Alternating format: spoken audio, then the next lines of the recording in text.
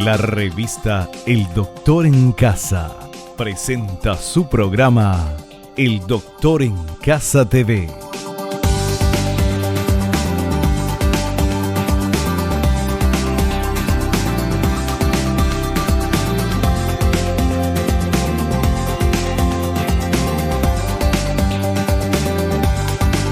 Con la conducción de Vivi Landó.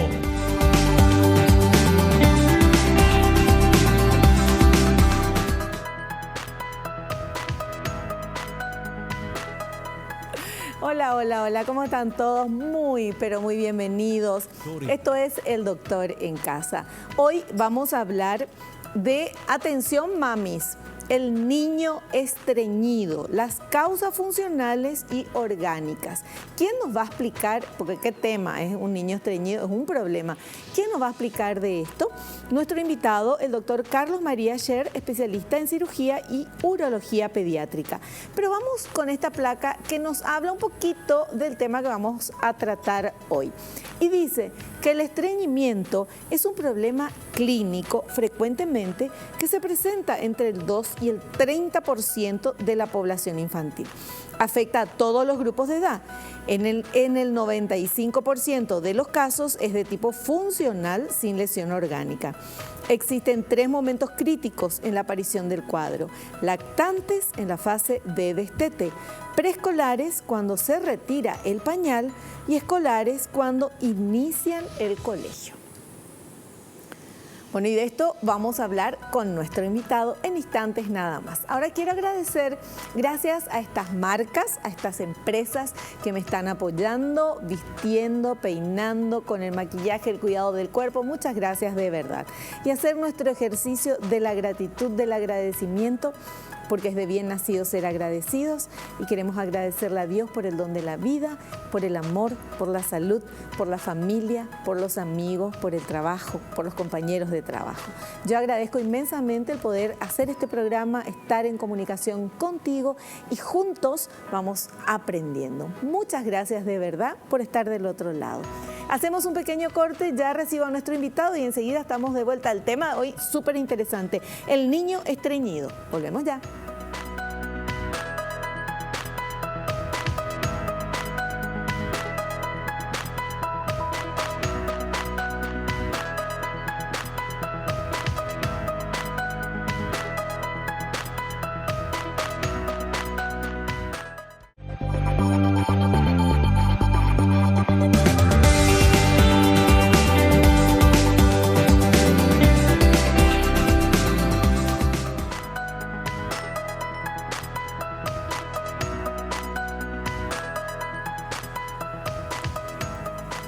Ya estamos con nuestro invitado, el doctor Carlos María Scher. Él es especialista en cirugía y urología pediátrica. Está con nosotros, amigo de la casa. Hola, doctor, ¿cómo le va? Qué gusto tenerlo. Hola, Vi, realmente amigo de la casa ya. Sí, estamos me gustosos encanta de estar en tu programa nuevamente y compartir un poco con tu audiencia este tema interesante del niño estreñido, la constipación intestinal. Sí. ¿Verdad? Y ahí en la placa de inicio decía que hay etapas de la vida donde se puede presentar o es más fácil que se presente, ¿verdad? Claro. Normalmente nosotros le damos un enfoque, yo soy cirujano, claro, ¿verdad? Claro. Entonces le damos un enfoque viendo algunos signos de alarma que puedan indicar que una patología como esta tenga algún resorte quirúrgico, o sea, que sea de una afección quirúrgica. O sea, aclarando nomás para los colegas pediatras que son los que nos envían los pacientes que ellos ya consideran que tienen algo que le está llamando la atención. Claro, esto no quiere decir que si el niño es estreñido, sí o sí se tiene que ir a un cirujano, ¿verdad? El pediatra maneja muy bien estas situaciones, ¿verdad? Desde los lactantes para... Siempre manejan bien ellos, solamente que cuando ven que ya una cuestión se está escapando, hay sospecha de que haya algún problema quirúrgico, entonces ahí sí nos envían el pacientito, ¿verdad? Eso suele ser así. Ya. Bueno, ¿y cuáles serían las causas de porque uno piensa, bueno, estreñimiento, alimentación, pero un bebé que solamente mama, por ejemplo, o solamente toma leche, ¿por qué va a tener estreñimiento? Bueno, ese es el tema. Hay causas, por ejemplo, en esa etapa es básicamente más alimentarias, como se veía ahí en la placa, ¿verdad? Hay etapas en el crecimiento de un chico. Por ejemplo, de la lactancia, ¿verdad? Cuando deja de mamar, pasa a otro tipo de alimentación o leche ya maternizadas, por ejemplo. Entonces ahí en ese momento es que se produce un poco el estreñimiento, ¿verdad? En las otras etapas ya cuando en la etapa preescolar y otras veces ya cuando... Entonces son esas etapas en que se producen. Lo que yo quiero es que se tenga presente, el estreñimiento, la constipación también llamada, ¿verdad? Es una alteración en una cuestión funcional, o sea, que normalmente existe.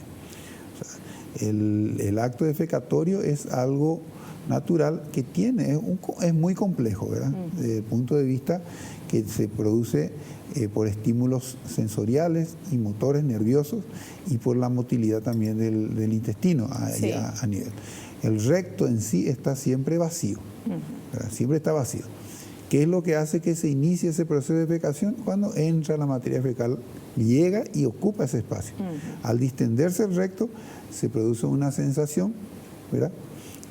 De que está ocupado y vuelve en forma motora, o sea que trata de expulsar la materia fecal. Eso hace el organismo normalmente. Cuando se ocurre una falla en ese mecanismo es que se produce el estreñimiento, ¿verdad? Claro. Y nosotros en general consideramos esa parte de los lactantes, no sé si tanto voy a abordar yo, pues como te estoy diciendo, es más generalmente cuestiones de puericultura, el pediatra, que la alimentación y compañía, porque suelen ser relacionadas con eso, ¿verdad? Sí hay causas orgánicas que sí ya comienza con prácticamente el bebecito que nació recién ya puede tener algunos signos que puede indicar que hay una causa orgánica, ¿verdad? Hay causas orgánicas y causas funcionales, así en esos dos grandes grupos. Claro, y en las causas orgánicas es donde estarías involucrado vos como médico, ¿verdad? Exactamente, la parte quirúrgica muchas veces son cuestiones que a veces se pasan desapercibidos, por ejemplo, que el ano no esté en su lugar, esté un poquito más anterior, ¿verdad? Entonces no se dan cuenta y esa es una malformación anorrectal, por ejemplo, ¿verdad? Entonces, lógicamente está fuera de lo que sería el esfínter y con el tiempo, el lactantecito ya empieza, sobre todo cuando ya la caquita empieza a ser más durita, entonces ahí se dan cuenta que hay dificultades y se estriñe la criatura, ¿verdad? El examen físico siempre es importante.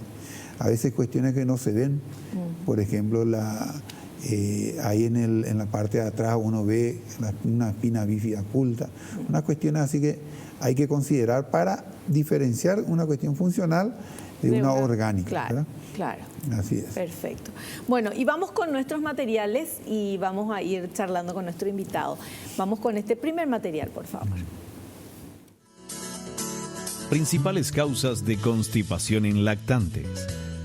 Se relacionan con las dificultades en la alimentación, como ocurre en la prematurez, enfermedad por reflujo gastroesofágico, parálisis cerebral, fisura palatina, múltiples operaciones, intolerancia a la leche de vaca o al gluten. Es posible tratar efectivamente este cuadro mediante la mejora en la ingesta de líquidos y alimentos, pero es importante el monitoreo para evitar la aparición del círculo vicioso de heces duras que producen dolor y posiblemente fisuras anales y la retención rectal secundaria. Claro, eso es en lactante, como decía ahí el cuadro. En lactante suele ser más un problema de alimentación o alguna cuestión de predisposición ya genética, hereditaria. No siempre el lactantecito tiene que estar yendo de cuerpo 5 o 6 veces al día. O sea, muchas veces cada uno tiene su ciclo de defecar, su ritmo, ¿verdad? Si no está produciendo molestias, si no le causa distensión abdominal, esa defecación con mucho esfuerzo, dolorosa, que se nota en el lactante, entonces no hay por qué preocuparse porque no se va de cuerpo, vamos a decir, varias veces al día. Porque eso muchas veces es porque uno piensa, o las madres piensan que no, que tiene que estar esté defecando permanentemente. Sí. Y no es tan así. O sea, depende de la criatura. Y depende, por eso digo, de cómo se va desarrollando. Porque si no le causa problema, no tiene por qué estar incomodándose. O sea, que si no le causa dolor, hace esfuerzo y compañía, entonces no debería preocuparse mucho en ese sentido. Y cuando, por ejemplo, una mamá se da cuenta, bueno, él es lactante, generalmente la caquita del lactante es casi líquida, ¿verdad? Es una pastita. Exacto. Cuando ya comienzan a comer alimentos, cambia la que cambia la característica. Pero si de repente ese bebé está defecando, pero así muy duro, tipo bolitas, porque sale con forma de bolita porque es tan duro y llora cuando hace esfuerzo. Si no hay ahí una alteración. Nosotros consideramos, desde el punto de vista quirúrgico, por ejemplo, está la enfermedad de Hirschsprung, que es una afección ya en que es orgánica, o sea que le falta la inervación de la parte distal del intestino. Ajá. Entonces, eso normalmente nosotros tenemos que averiguar bien si cómo fue en la etapa de recién nacido. Por ejemplo, ya un recién nacido tiene que defecar en las primeras 24 horas.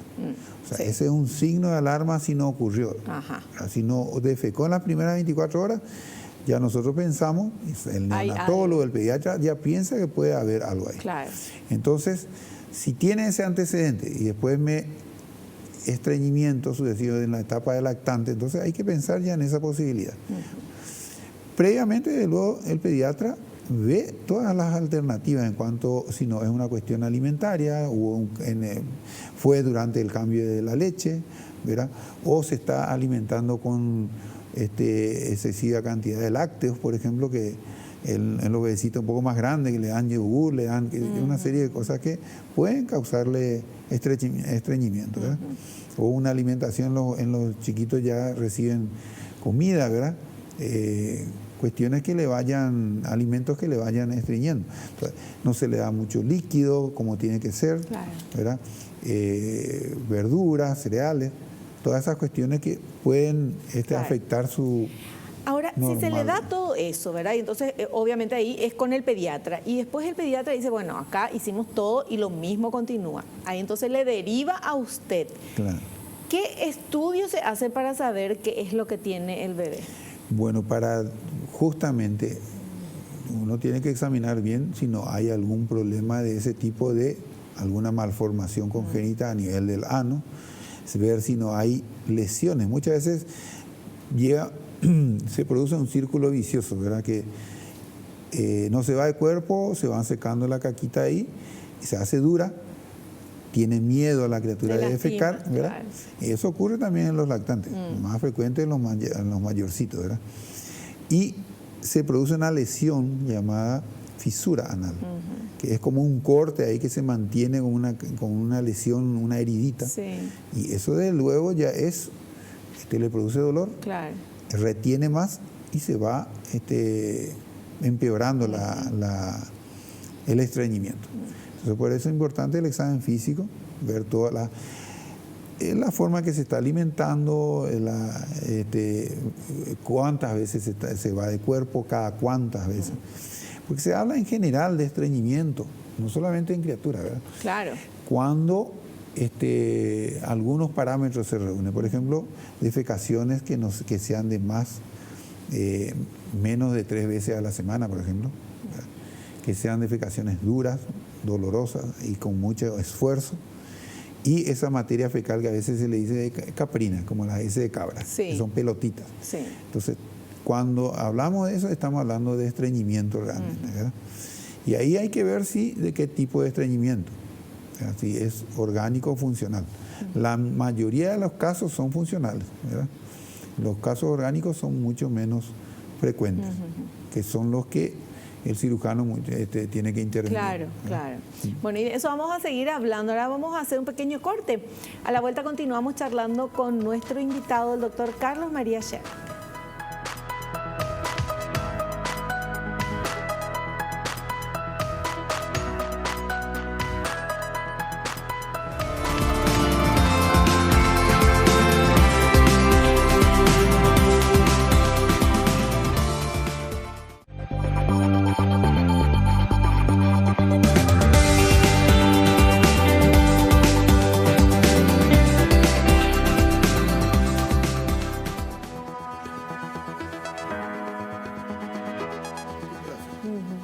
Bueno, seguimos hablando nosotros en el corte también con el doctor Carlos María Scher, especialista en cirugía y urología pediátrica. Estamos hablando del niño estreñido, causas funcionales y orgánicas.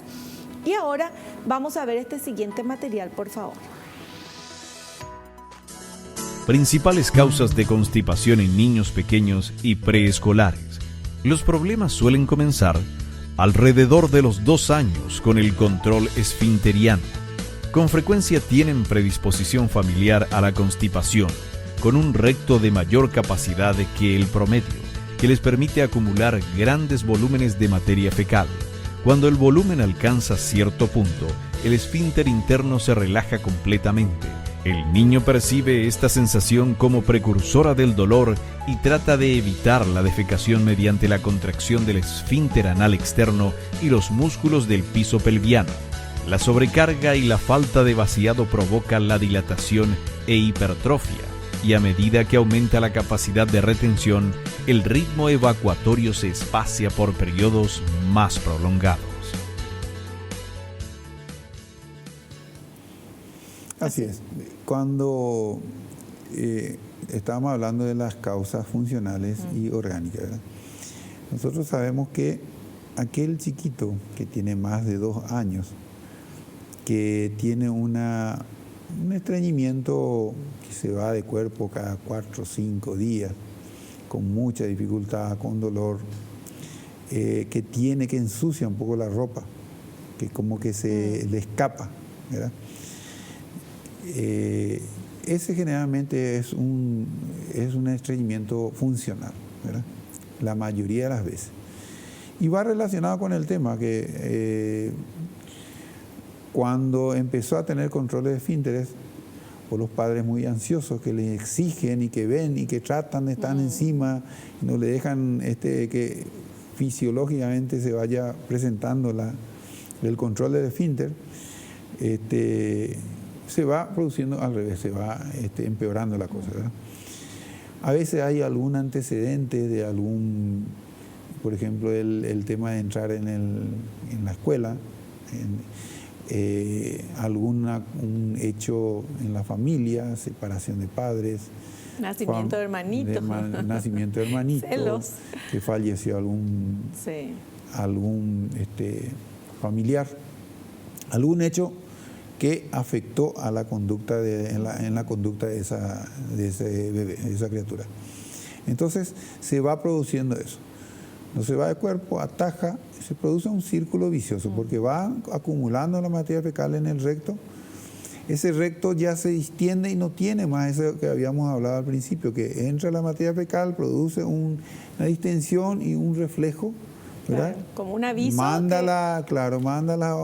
el aviso que entró y que tiene que contraerse para... Ya no tiene porque ya está dilatado de por sí. Ah, ya. Entonces permanece ahí. Uno al tocarle se nota que se tocan luego los fecalomas, le llamamos eso, ¿verdad? Y eso es lo que suele ocurrir. Y lo que a veces es paradójico, que está estreñido, pero ensucia la ropa como con diarreíta, ¿sí? Se produce porque esa masa fecal está en el recto y el mucus que hay normalmente en el intestino se ensucia con la masa fecal y se escurre.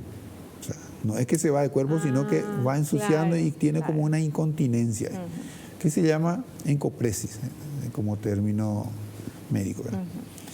Entonces, esas son cuestiones que a nosotros nos orientan más hacia un cuadro que no es orgánico, que es funcional. ¿Y cuáles son los cuadros orgánicos, doctor?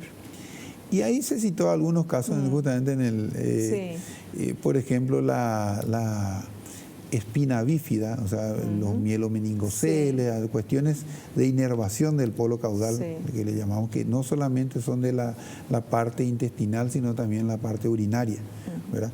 La enfermedad de Hirschsprung, que es nuestro desafío, ¿verdad? La enfermedad de Hirschsprung es una enfermedad en la que la parte distal del intestino no tiene inervación, entonces no tiene motilidad, es como que permanece espástico. Y todo lo que le llega, entonces no pasa a esa zona. Claro. Y se va dilatando, se va dilatando. ¿Y qué se hace así? ¿Se opera? Y esa es una cirugía, sí. Eso es quirúrgica, tratamiento quirúrgico. así mismo es. Ya. Perfecto. Bueno, ¿tenemos otro material? ¿Sí? Podemos ver, por favor, que dice principales causas de constipación en niños escolares. A ver. Principales causas de constipación en niños escolares. A esta edad, el problema principal lo constituye el escurrimiento fecal. A menudo la constipación pasa desapercibida por meses o años y los continuos escapes que manchan la ropa interior son atribuidos a la pereza o a la inmadurez. Recién cuando se toma conocimiento del problema suele buscarse ayuda médica. Con frecuencia, el diagnóstico de que la incontinencia fecal se debe a la constipación provoca incredulidad en los padres. La palpación abdominal a menudo revela el grado de retención de materia fecal. Algunos pacientes con constipación significativa presentan infecciones urinarias recurrentes o enuresis. Ese es lo que estábamos diciendo. A veces hay concomitancia con el tema de las infecciones urinarias, problemas urinarios. O sea, nosotros estamos obligados como cirujanos infantiles y los pediatras que cuando tienen pacientes estreñidos tienen que averiguar también cómo está la parte urinaria, porque generalmente o habitualmente hay asociación de eso. Pacientes que tienen enuresis, que se orinan en la cama, ¿verdad? Y tienen ese problema, asociación de patologías urinarias con defecatoria, ¿verdad? Y siempre hay que tener en cuenta y ir investigando las causas, ¿verdad? Si es que eso va orientando hacia una cuestión netamente funcional o hay algo orgánico de por medio. Claro. Eso es importante establecer bien. ¿A los cuántos años un bebé, un niño ya tiene control de sus esfínteres? O sea, para no hacer pipí en la cama, por ejemplo, de noche. Y generalmente eso es un tema, por eso digo, el tema de la enuresis es todo un tema, un capítulo aparte, ¿verdad? Sí. Pero se considera que encima de los 5 años de edad, si es que no controla todavía, puede ahí llamar un poco la atención. Pero antes de eso, es lo que estábamos diciendo, muchas veces la ansiedad de los padres que tratan de que, mira, todavía se hace... Es que hay competencia. Mi hijo tal cosa ya hace esto, y entonces la otra mamá quiere que su hijo también, y cada uno tiene mismo, su... pero cada uno tiene, y es la etapa de maduración, claro. Diferentes etapas, diferentes formas de madurar, vamos a decir, de su sistema, de su organismo. Entonces no significa que sea más capo porque aprendió antes. Claro. No significa nada de eso. O sea que cada uno tiene, por eso digo, los hábitos defecatorios también es particular en cada uno. O sea, hay ciertos parámetros que sabemos que no tienen que salirse de esos parámetros para decir, bueno, esto ya es anormal. Pero no siempre todo el mundo tiene que ir de cuerpo todo 2 o 3 veces al día, una cosa así. Claro. Y tampoco tener ese control, y eso es importante para las mamás y los papás, porque una vez yo estaba escuchando una gente que tenía bebés chiquititos así y contaban, no, porque mi hijo tiene 1 año y medio y ya habla, y el mío camina, y el mío ya hace esto y eso, y había una mamá que dijo, no, y el tuyo no, el mío es normal. Y me encantó, porque ahí... Claro. Le tapó la boca toda. Bueno, pero es que es así, ¿verdad? Entonces, para no caer en eso, porque uno le exacerba al niño. Le transmite la ansiedad, claro. Ahí de repente de que, ¿por qué no hace esto? ¿Por qué no hace lo otro? Y no es así. No. Hay que estimular, pero bien sanamente, ¿no? En forma enfermiza que tiene que irse, porque tiene que obligarle así. No, eso no es. No, porque natural. Le transmitimos la ansiedad al niño, y el niño tiene que vivir feliz el mayor tiempo posible. Los pediatras conocen bien ese tema de los cólicos intestinales y compañía. Muchas veces más por el que le están encima los padres que le duele y ya se van y están ahí. Así mismo. Bueno, y les recomiendo que vean Padres al Día, todos los padres, que ahí también hablamos de justamente cómo ser padres, ¿verdad? Porque el hijo va creciendo y uno tiene que ir modificándose también como papá. No es lo mismo tener un niño, un bebé, y después tu bebé ya tiene 20 años y le seguís tratando como bebé y eso no funciona así. Bueno, vamos a hacer un pequeño corte. A la vuelta continuamos charlando con nuestro invitado. Vamos a estar en el cuarto bloque. Interesantísimo el tema. Volvemos ya.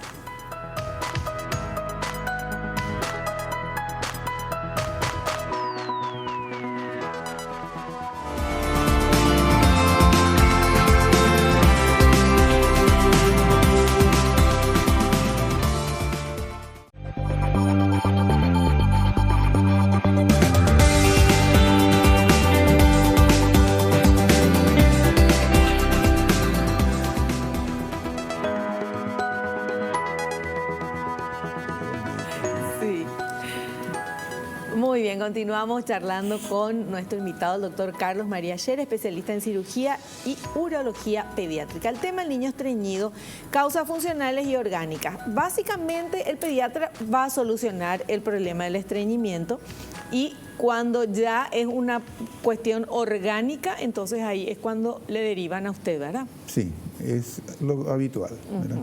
A veces cuando está siendo difícil el manejo, a veces ellos nos derivan porque tenemos cierta experiencia en ese tipo de manejo de los pacientes también que son estreñidos, que precisamente no sean de causa orgánica, pero claro, sí ya ellos nos derivan más para que le estudiemos esa posibilidad de que haya alguna cuestión orgánica ahí. Claro, claro, perfecto.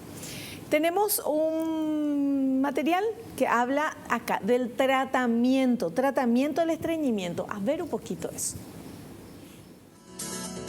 Tratamiento del estreñimiento. Laxantes. Existen varios como el bisacodilo, picosulfato sódico, lactulosa, leche de magnesia, petrolatos. Solo usarlos por indicación del médico y en forma momentánea. Supositorios de glicerina. Su uso no debe ser frecuente. Enemas. Son preparados que contienen electrolitos o irritantes en solución que producen un efecto osmótico sobre el intestino, permitiendo que la deposición se ablande. También su uso debe ser indicado por el médico y empleado en forma momentánea. Fibra vegetal. Está contenida en las verduras y frutas que se comen crudas y sin licuar. También en los cereales con cáscara. Cambio de hábitos de alimentación y crianza. Se debe acostumbrar al niño desde pequeño a beber bastante líquido, consumir diariamente 1 o 2 frutas con cáscara, verduras crudas, no retener el deseo de defecar, realizar actividad física diaria. Es así, doctor. Y está excelente la materia, porque básicamente nosotros en los casos, todas son medidas preventivas, esas claro, últimas que son muy interesantes, sobre todo en esos chiquitos preescolares, escolares que se atajan están jugando el jueguito y dejan pasar el estímulo que es normal, ¿verdad? Tienen un estímulo y tienen que aprovechar para ir de cuerpo, ¿verdad? Eso tanto grandes como chicos. Claro, eso sí, tiene que ser. Claro. Las mujeres con más razón, que son las que más se atacan muchas veces para ir al baño, que esto y aquello. Para que no entrar en un baño que no es el tuyo. Y bueno, por eso que tienen más infecciones urinarias y todas esas cosas. Claro. Bueno, y los niños, en esos casos los estreñimientos funcionales, nosotros hablamos de una primera etapa cuando ya es una cuestión un poco más grave, que hizo un fecaloma enorme, que no hay forma de que... En esas etapas hay que hacer primero, la primera medida es vaciar eso, ¿verdad? Vaciar ese fecaloma, que no solamente con enemas a veces es suficiente. Entonces tenemos que recurrir a las proctoclisis, le llamamos nosotros. Son preparados especiales que se hacen con suero fisiológico, con bicarbonato de sodio, con agua oxigenada, y eso permite, se le hace un goteo, se le coloca en la cola y se hace un goteo de esa infusión. Y eso se va derritiendo para ablandar. Para ablandarla. Mira. Después se le hacen los enemas para poder eliminar eso. Sí. ¿Por qué? Porque ese es el elemento fundamental del círculo vicioso del que hablábamos, ¿verdad? La materia fecal dura tiene que eliminar. Lastima. Claro. Y lastima la colita al salir. Exactamente. Entonces, al eliminar eso, es la primera etapa que se tiene que tener. Después, las cuestiones de mantenimiento, la dieta importante, como se estaba hablando ahí, rica en fibras, el tomar mucho líquido, los hábitos. El tema de los laxantes yo no recomiendo tanto. Sí puede ser algunos tipos, por ejemplo, el aceite mineral, que es un aceite que no se absorbe, no absorbe el organismo, pero que ablanda la materia fecal, ¿verdad? Y después están las cuestiones, sobre todo higiénico-dietéticas, de las dietas y compañía, y los hábitos. El hábito es fundamental. Claro, para todo. En los chiquitos un poco más grandes, que ya tienen control del esfínter, todo bien, es conveniente insistir en el tema que nosotros, los seres humanos, tenemos un reflejo, que es el reflejo gastrocólico, se llama, ¿verdad? Uno, al ingerir un alimento, el organismo se da cuenta, al llegar en el estómago, ya se produce una especie de contracción allá abajo a nivel del colon. Entonces hay que incentivar a que ese reflejo se pueda despertar. A cierta hora, entonces, después de desayunar o después de almorzar, se le lleva al chico y se le sienta ahí para que ese reflejo actúe y pueda defecar. Entonces, tiene que tratar de que defeque habitualmente por lo menos 1 o 2 veces al día. ¿Es bueno tener así tipo horarios, doctor? Y es lo ideal. Muchas veces, pues, los padres que ahora trabajamos todo el día, no estamos en las casas y compañía, crea un poco de inconveniente porque no se les puede controlar muy bien, ¿verdad? Pero donde esté hay que tratar de que después de una comida puedan sentarse a defecar, para poder que no se haga ese círculo, tratar de destruir ese círculo vicioso. Y el tema de los supositorios, doctor, para supositorios de glicerina, para los chicos estreñidos, ¿eso no hay problema de usar? No, no sé si es un tabú, una cuestión de que no, que se van a acostumbrar y compañía. No, creo que nadie se acostumbra. Pues es una cuestión así pero en el sentido que solamente va a ser si se le pone el supositorio. Ese acostumbramiento en cuanto a que le va a ablandar su caquita y ahí se va a ir el cuerpo. Y yo creo que para los casos muy agudos, o sea, que están ahí, que no se pueden ir del cuerpo, una ayuda, así como el enema, también el supositorio puede ayudar a ablandar un poquito la caquita y que pueda ir de cuerpo, ¿verdad? Pero debe ser en forma así excepcional. Uno tiene que implementar las otras medidas ya preventivas. Para no llegar que llegue a la etapa de formar un fecaloma. ¿Verdad? Para el tratamiento del fecaloma, el supositorio... Fecaloma es la caca dura. Entonces, el supositorio es como cualquier otro, como un enema o una medida que se utiliza en esa etapa. Claro. Sí. No que la mamá se acostumbre a poner el supositorio para que deje que se destriña y soluciona con eso. Eso tampoco no es así. Bueno, también hay mucho tabú en el tema del supositorio, porque mucha gente dice, no, a las nenas hay que ponerle, le puedes poner, para los varones nada que ver. ¿Verdad, doctor? Por favor, diga. No, el acostumbramiento en el sentido que no sea algo que después deja de ser fisiológico, que necesita ablandarse su caquita de esa forma, habiendo otras formas de ablandar, la alimentación, el líquido y las fibras son esenciales. Pero bueno, qué interesante todo. Estamos aprendiendo muchísimo. Vamos con este siguiente material, por favor. Enfermedad de Hirschsprung. Afecta al intestino grueso de los recién nacidos bebés y los niños pequeños. Las deposiciones no pasan a través de los intestinos debido a la falta de células nerviosas en la parte inferior del colon, causada por un defecto de nacimiento. La mayoría del tiempo los problemas comienzan en el nacimiento, si bien en algunos casos menos severos los síntomas pueden aparecer meses o años después. Esta enfermedad puede causar constipación, diarrea y vómitos y a veces conlleva complicaciones graves del colon, como enterocolitis y megacolon tóxico que pueden ser mortales. Por eso es importante que sea diagnosticada y tratada lo antes posible. Sí, y ese es nuestro desafío, ¿verdad? La enfermedad de Hirschsprung es una patología congénita que justamente en la inervación del intestino se produce, nosotros le decimos cráneo caudal, o sea, desde arriba para abajo. Entonces llega un momento, hay variaciones, ¿verdad? Pero lo más frecuente es que la parte distal del intestino quede sin esa inervación, en la parte del recto, ¿verdad? sigmoide y recto.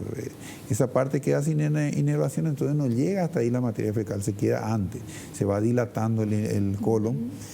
Entonces, en los recién nacidos, el signo, como dijimos, bastante característico es que no se va de cuerpo ya en el primer día. Y uno al estimularle, por ejemplo, con un termómetro, no hay nada ahí en el recto. Y al introducir un poco más, a veces viene así en forma explosiva la materia fecal. Y si eso no es percibido de entrada, entonces va a la... No es que de entrada puede, como dice ahí en el material, si hay una cuestión de una enterocolitis, o sea, que esa materia fecal que se está reteniendo puede infectarse y producir septicemia, pues infecciones importantes. Claro. O sea, pero si pasa sin que se produzca esas infecciones, puede ir el chico creciendo y teniendo problemas en la defecación. Habitualmente hay problemas también de tipo nutritivos. Estos chiquitos no crecen bien, son de claro, porque no pueden tamaño, absorber, claro. ¿Verdad? Y es un problema que va extendiéndose con el tiempo. ¿Y eso cómo se hace, doctor? ¿Se opera, se saca, se pone? ¿Qué se hace? Bueno, ahí? Primero que nada es llegar al diagnóstico. Claro. ¿Verdad? Muchas veces son ya criaturas un poco más mayorcitas. Y para hacer el diagnóstico contamos con algunos elementos, por ejemplo las radiografías contrastadas. O sea que nosotros colocamos en la colita un contraste y le hacemos la radiografía y muchas veces se ve ya la zona que está estrechada, porque la ampolla rectal pues es una ampolla, o sea, es agrandadita así. Después se achica. ¿Qué es la ampolla rectal? Y ampolla rectal es el recto. El recto se le llama ampolla porque es una parte dilatadita. Así, cuando entra un material, la materia fecal, eso se queda como es más dilatado, vamos a decir, que el colon de arriba. Sí. Y cuando uno introduce el material radiológico, ve también que se dilata y después se achica un poquito más hacia arriba. Sí. Esto es al revés. Esta zona que no tiene células ganglionares es finita. Y después cuando sube, allá arriba se dilata. Entonces, esa es una pregunta que siempre le hacemos a los alumnos. Sí. ¿Cuál es la parte enferma? Y ellos quieren decir, no, la parte dilatada. No, la parte dilatada es la normal. La parte enferma es la que no se dilata. Estrechada es la que está enferma. Y lo otro se dilata porque trata de vencer ese obstáculo que existe ahí distalmente. ¿Verdad? Entonces, ¿qué hay que hacer? Hay que quitar esa zona enferma. Y bajar la parte que está normal. Esa es la cirugía que se hace, ¿verdad? Ya. Y hay varios procedimientos que se utilizan para el efecto. Entonces, el estudio radiológico es el primero que se hace. Después se pueden hacer, cuando depende de la edad de la criatura, manometría anorrectal se llama, un estudio funcional que se colocan unos catéteres en la parte del recto, se insufla, se trata de que ese reflejo anal, el recto anal, se estimule. Ya. Entonces, normalmente en uno normal tendría que haber se insufla eso y se relaja el recto anal inhibitorio. En cambio, en estas criaturas no, se permanece cerrado, ¿verdad? O sea, al insuflar permanece. Entonces, basándose en eso, también se proyecta el diagnóstico. Y por último es tomar un pedacito del intestino a través del ano, se llama biopsia rectal, y esa es la más segura, vamos a decir, hace el diagnóstico real así de la... Claro que con estudio radiológico, un estudio manométrico, nosotros ya tenemos la orientación de que pueda tratarse realmente una enfermedad de Hirschsprung. Perfecto. En algunos casos se tiene que hacer colostomías temporarias. Eso es cuando se hace el agujerito al costado, ¿verdad? Se coloca el intestino afuera. Sí. Se deja un tiempo porque a veces está muy dilatado y no se puede hacer ese descenso que nosotros llamamos de descenso colónico. Y que usan bolsitas, ¿verdad? Claro. Llega un momento en que sí se hace el descenso, se reseca la parte enferma y se baja hasta allá cerca de la colita del intestino que está funcionando bien, ¿verdad? Ya. Así es la cosa. Bueno, genial. La musiquita nos indica que tenemos que hacer un corte. A la vuelta continuamos, parte final del programa.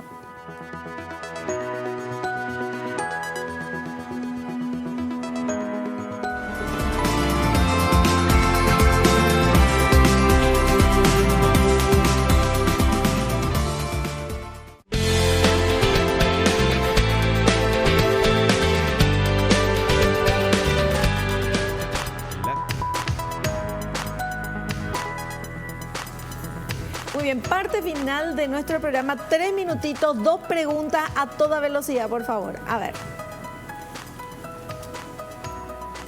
César de Fernando de la Mora dice, ¿qué complicaciones puede traer la constipación?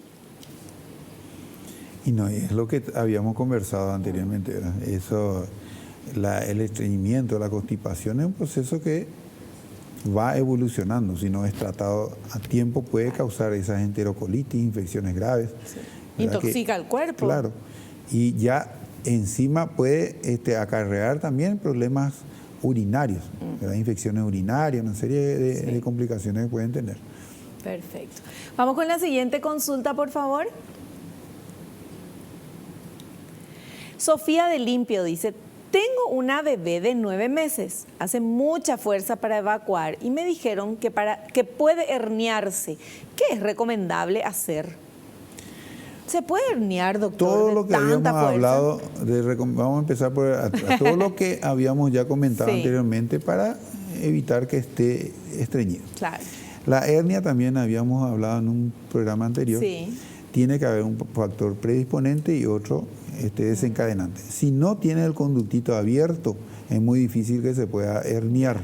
Ahora, si ese conductito está abierto, obviamente un factor desencadenante sería el esfuerzo, como habíamos visto también anteriormente. Sí. O sea, se puede herniar, pero si tiene ese conducto ya virtualmente abierto, o sea, que se pueda ir abriendo, ¿verdad? Así es la cosa. Bueno, súper bien, súper claro y contestó rapidito la pregunta, pero nos quedamos sin tiempo, doctor. Le queremos agradecer la presencia y lo esperamos en un próximo programa. Claro que sí, cómo no. Muchísimas gracias a usted, doctor. Nosotros nos despedimos hasta el próximo programa y no te olvides lo que te digo siempre porque es cierto, naciste para ser feliz, no te conformes con menos. Chao, chao.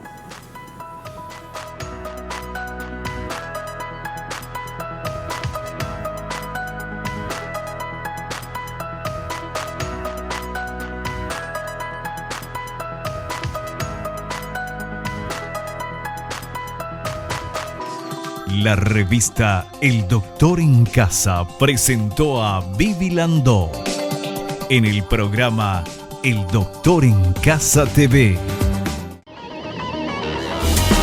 Fue una realización de Alicante.